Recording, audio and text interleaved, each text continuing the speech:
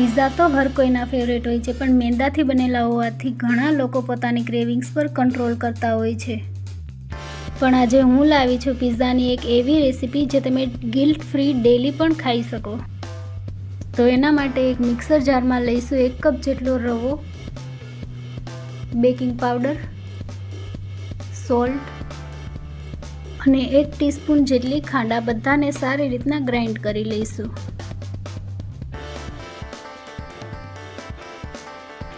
ત્યારબાદ એને ટ્રાન્સફર કરી દઈશું એક બાઉલમાં. એડ કરીશું તેમાં દહીં અને સારી રીતના મિક્સ કરીશું.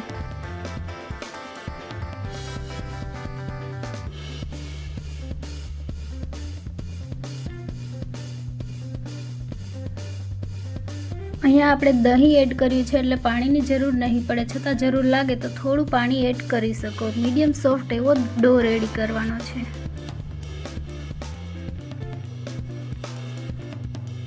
ત્યારબાદ તેને 10 થી 15 મિનિટ માટે ઢાંકીને સાઈડમાં રાખી દઈશું અને વેજીટેબલ્સ કટ કરી લઈશું. વેજીટેબલ્સમાં લીધા છે ટામેટા, એને રાઉન્ડ શેપમાં કટ કરી લઈશું.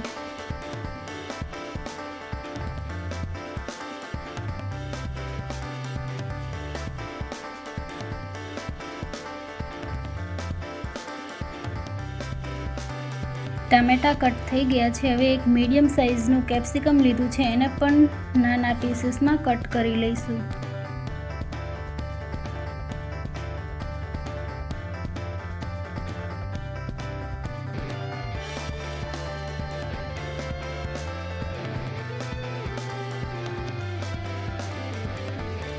ત્યારબાદ ડુંગળીને પણ એ જ રીતે કટ કરી લઈશું.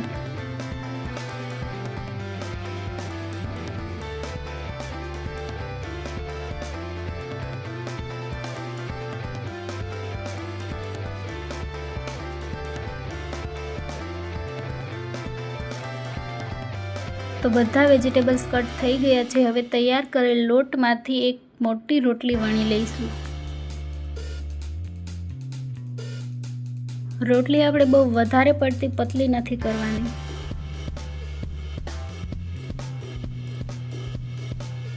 તો આ રીતે રોટલી વણાઈ જાય એટલે કાંટા ચમચની મદદથી એમાં કાપા પાડી લઈશું.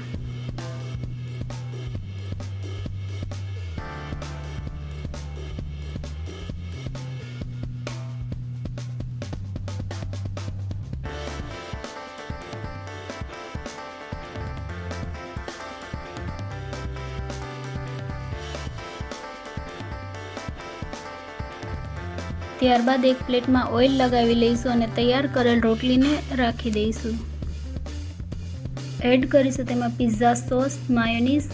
બંનેને સારી રીતના મિક્સ કરીને ઇવનલી સ્પ્રેડ કરી લઈશું.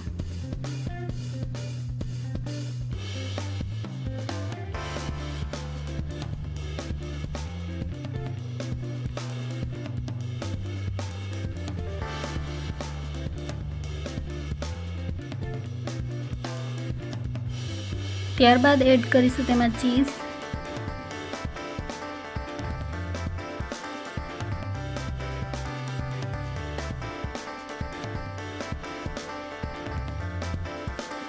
કટ કરેલા ટામેટા,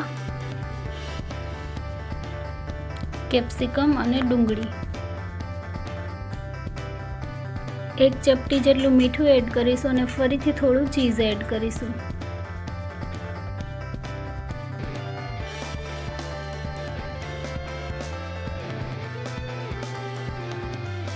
ત્યારબાદ એડ કરીશું તેમાં રેડ ચીલી ફ્લેક્સ અને ઓરેગાનો.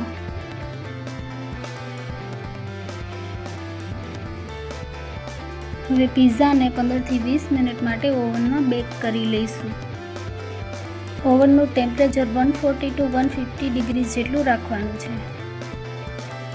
તો 10 થી 15 મિનિટ બાદ પિઝા બનીને રેડી છે.